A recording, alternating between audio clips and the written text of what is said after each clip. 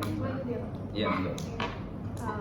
Kami juga mengutip dari ahli yang Henry Benmayu ini kan menyatakan bahwa dalam mewujudkan demokrasi itu terdapat nilai yang menjamin terjadinya keadilan.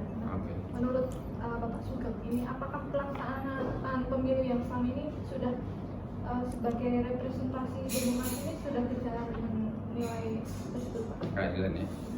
Nama partai saya Partai Keadilan Sejahtera.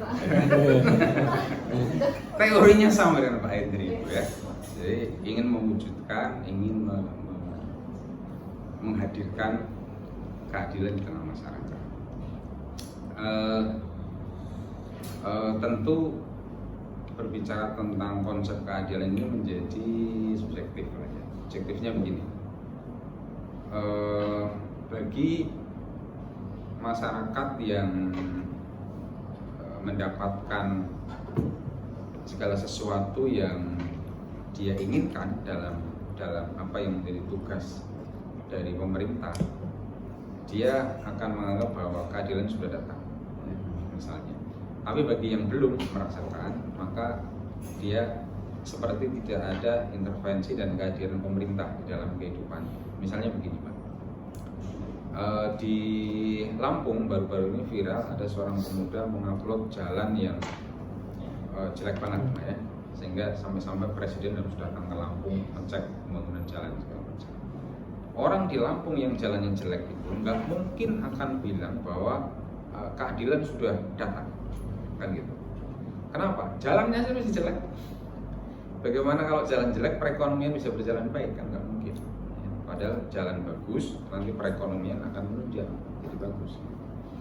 Nah, tapi masyarakat di Solo misalnya, yang seluruh gang-gangnya relatif sudah diaspal semua, akan bilang bahwa pemerintah udah bagus. Ya, terus pembangunan macam-macam banyak itu akan bilang udah bagus. Tapi problemnya kan meratanya ini belum, ya, merata, pembangunan yang merata ini belum. Ya. Kemudian satu sisi merata, sisi yang kedua multidimensi. Dalam arti yang dibutuhkan oleh masyarakat kan tidak hanya jalan yang bagus, tapi bagaimana penyelenggaraan pendidikan yang bagus misalnya. Bicara isu pendidikan, nanti akan lain-lain lagi.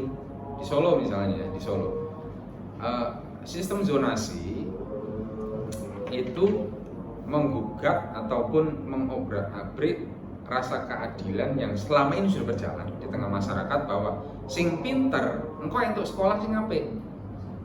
Dulu kan begitu. Dulu ya. SMA 1, SMA 3 di Solo, SMA 2. Ini favorit. Yang bisa masuk ke situ adalah mereka yang prestasinya memang bagus. Hari ini pokoknya asal jarak antara rumah sama sekolahnya dekat, prestasinya nomor 37 tidak ada masalah. Bisa masuk dia. Adil nggak menurut orang kemarin? Tapi adil mungkin bagi orang sekarang yang dia tidak pernah mengenyam pendidikan di SMA 2, rumahnya jejer misalnya dekat, gara-gara prestasinya nggak bisa masuk, yang bisa masuk ke SMA 2 karena zonasi, ya kan? Nah itu, jadi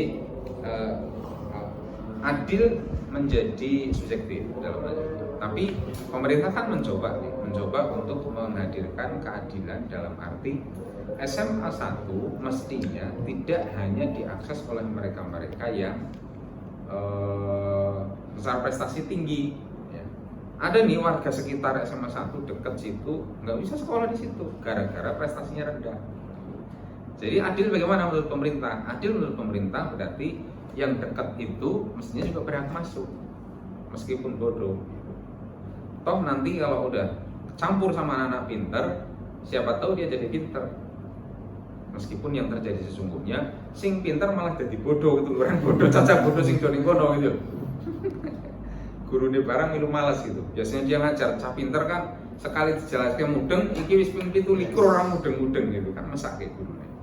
Nah, terus adilnya gimana ini? Adil nggak? Yang adil yang mana terus? Ya itu, jadi subjektifnya. Makanya itu baru tema pendidikan, belum tema kesejahteraan misalnya. Kesejahteraan di Solo ini banyak masyarakat menggugat misalnya, sing entuk bantuan justru sing sugih-sugih. ya, subsidi segala macam itu. Sing kere bener-bener butuh malah orang entuk. Yang punya kos dapat, yang kos di situ malah nggak dapat. Sugih mana yang punya kos sama yang kos? Yang punya kos, yang pengusaha kos-kosan kan dapat bantuan. Yang melarat nggak bisa buat rumah makanya dia kos, warga setempat juga nggak dapat bantuan. Terus adil kan? Misalnya gitu. Itu tema kesejahteraan. Mau tema apa lagi? Macam-macam. Tinjauannya nanti masing-masing ya. Jadi fungsi untuk menciptakan keadilan itu pasti terus diupayakan. Cuman tahapnya nih kali ya. Tahapnya ini yang barangkali belum sesuai seperti betul-betul apa yang diharapkan oleh masyarakat. Ada masyarakat yang oke, ada yang tidak, ada yang merasa sudah terbackup, ada yang belum. Ya, tapi kita terus berinovasi dan terus menyerap berbagai masukan-masukan sehingga harapannya kebijakan yang dimunculkan itu, yang kami gedok, yang kami tanda tangani di sini itu, anggarannya ya segala macamnya itu betul-betul menyentuh kepada rasa keadilan di tengah masyarakat. Gitu, Mbak.